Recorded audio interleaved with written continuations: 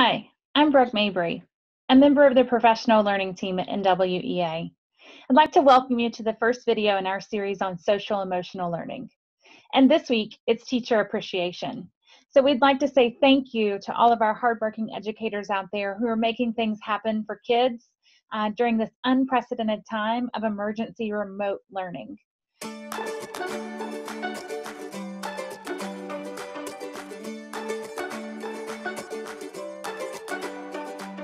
So let's jump right into our success criteria. Today's video is really geared for educators and educators' personal practice. So let's share our learning targets and success criteria. I want, by the end of this video, for you to be able to engage in a self-care routine of gratitude practice to promote your own well-being. So today's session is really about self-care for teachers. You'll know that you are close to achieving that learning target when you're able to identify the benefits of cultivating a gratitude practice, which you'll learn about in today's video. When you're able to describe a concrete process of developing your gratitude practice, and when you're regularly checking in to see how your overall well-being is and the impact that your gratitude practice is having on your self-care routine. Okay. So let's jump right in. So today is all about self-care. What are we doing right now to help take care of ourselves and to manage some of the stressors from the situation that we found ourselves in?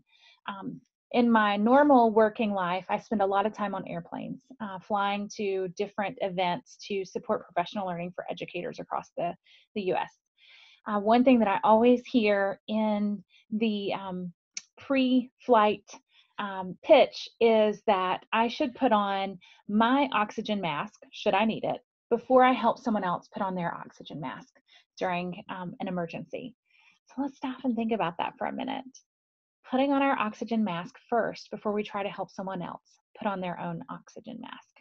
That's really about self-care, right? We can't be super effective with helping other people if we aren't taking care of ourselves first. And so I really think about that pre-flight speech that I hear every time I get on a plane as something that we need to remind ourselves of as educators as well.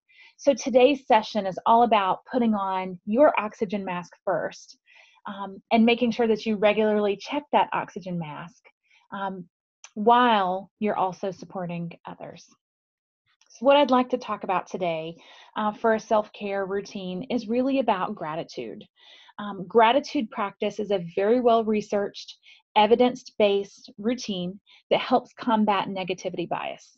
So when we're talking about negativity bias, that's that immediate response that we sometimes have to go to negative thoughts first rather than positive ones. And we start to tell ourselves a story that may not be the most truthful and end up causing us to spiral down those negative pathways.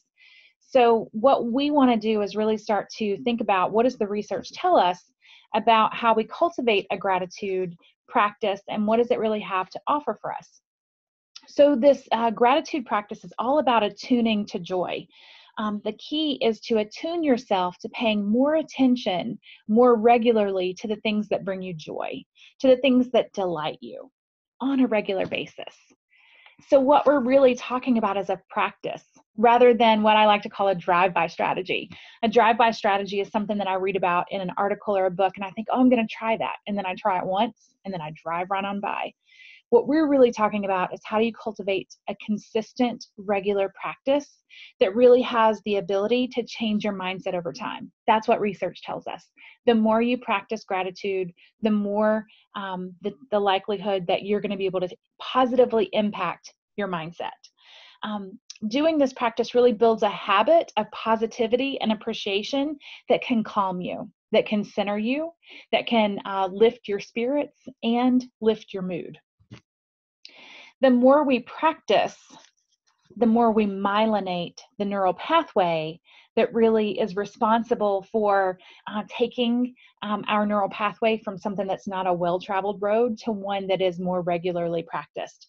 So myelin is a substance in the brain that really helps our neural connections and impulses become more sticky and more deeply embedded in the brain. It's what's responsible for creating that habitual process. So the more you practice gratitude, the more you find yourself being grateful. The more you're grateful, the more you myelinate that process. So it's this iterative cycle that really leads to something with positive impacts on our lives. So how can you really cultivate this practice of gratitude? I recently heard a podcast on a show called On Being. Krista Trippett is the host of that show, and she had on a professor from Indiana, and he's also an author, and he wrote a book called The Book of Delights. And the title of the podcast was Tending Joy and Practicing Delight. And on this show, she opens up by saying, in this present moment that we're currently finding ourselves in this pandemic, she says, how can we be joyful in a moment like this? And the podcast is all about this author, Ross Gay, responding with a rhetorical question about how can we not be joyful, especially in a moment like this. And so this idea is that, especially right now, it's more important than ever that we practice self-care because our stressors are elevated, because there's such an opportunity that we're experiencing unprecedented changes in our lives and managing new working and learning situations. So how can we really start to cultivate that gratitude practice? It's really all about creating a gratitude journal or an opportunity where you catalog these things. If you tuned in recently to the video in our series, Empowering Students as Independent Learners, I did a segment with my son, Johnny, on goal setting. And I followed that session up with another video around pausing and thinking and acting. It's a strategy for really tapping into the kinds of mindsets that we have and the kinds of actions that we respond to as a result of those mindsets. And so what I shared at the end of that video was my son practicing that strategy in a robust way that was outside of academics, which I was really excited about, and stopping to think about the consequences of his actions. And what that was really about was picking these flowers. So several weeks ago, my son picked these flowers and brought them home to me. And what I shared in that video is that flowers are my love language. I have a whole Instagram account dedicated to cataloging all the beautiful flowers that I find. And my son just brought me home these two little blooms off of a tree. How was that related to the video? Well, he was pausing to think about, is it okay for me to pick these flowers? He was thinking about the consequences of his actions and whether or not it would be okay to take something out of a neighbor's yard. And what he decided is because this tree was covered with hundreds and hundreds of blooms, it would be okay to bring these flowers to me, which really made my heart sing in a number of ways. One, I was super grateful for the fact that he recognizes my love language, that he recognizes how much I value these small little beautiful things in life. The second thing I was grateful for is that we've been working on this strategy of pausing, thinking, and acting for several years. And seeing him be able to articulate when he comes home, hey mom, I got you these flowers, but first I want you to know that I paused and I thought about it and then I acted, was a way that helped me see that he has really embodied and really adopted that strategy in a way that's really authentic and not just applying it to the original situation, which was managing his behavior at school. He's applying it to other things in life. So on that day, I heard that podcast about tending our joys and our delights. And one of the recommendations was just to start a gratitude journal, just where you capture things that make you happy, things that bring you joy. The author shared a couple of his segments from his book on delights, which is where he's just captured and cataloged his day-to-day mundane things that have brought him joy. And so I decided on that day that I would start a gratitude journal. And this was my first entry. I pressed these flowers and I wrote a little piece about what really made me experience such joy in that moment. And it's just so ironic because on that same day, the director of my team sent out an email to all of the teammates that I have. There are over 20 of us on our team. And she said, I want to share a couple of things that have brought me happiness this week, and I hope that you'll do the same thing. And so we were able to engage as a broader team, sharing some of the delights and joys and happiness that we had had over the course of the week in a really trying time. It was a way that we were able to celebrate these small things amidst something that is so large and seemingly overwhelmingly negative and stressful. And it was a way for us to get to know each other better as teammates, as people. And then there was such a positive response to it. We have another platform that we use where we can chat with each other, and it's just like a rolling chat board.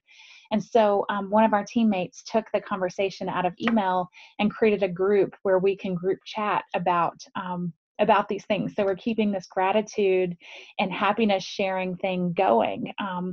It's found its way into our team meetings. Someone shared a clip from the internet the other day. They saw that the cast of Hamilton did a performance for a little girl who was really devastated that she couldn't attend the performance herself.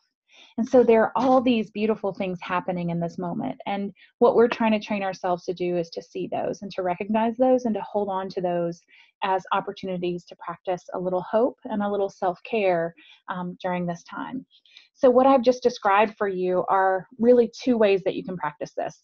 You can practice privately, much like I've been doing, where I have been keeping a gratitude journal that's just for me, a place for me to house my thoughts and to come back in and think about those pieces.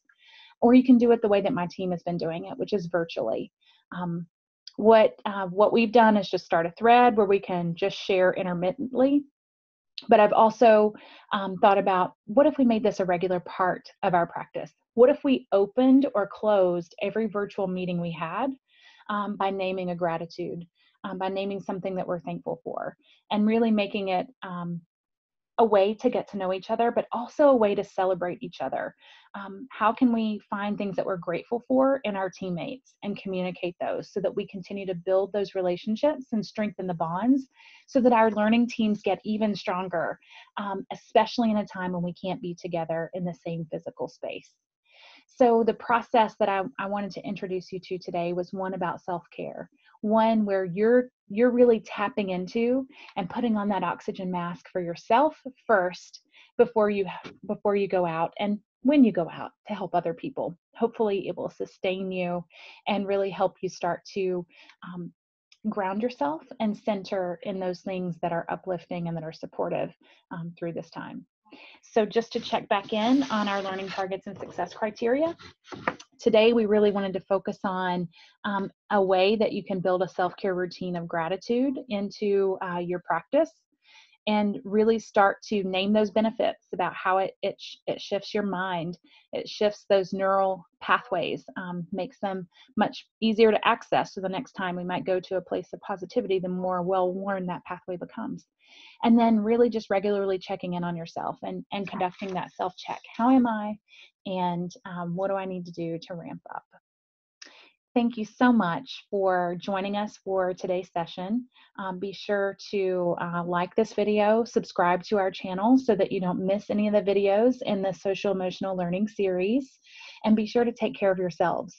We know that you are working tirelessly to combat all of the issues that we're facing and our students are facing right now. And we appreciate the work that you're doing, and we are so happy to be partners with you. Be sure to tweet at NWEA and let us know what kind of self-care routines you're engaging in that you think others can benefit from. You can also tweet at Brooke Mabry 21. Let us know what you'd like to see in future videos and connect with us for a continued conversation out there in the virtual space. Take care and stay safe. Thank you.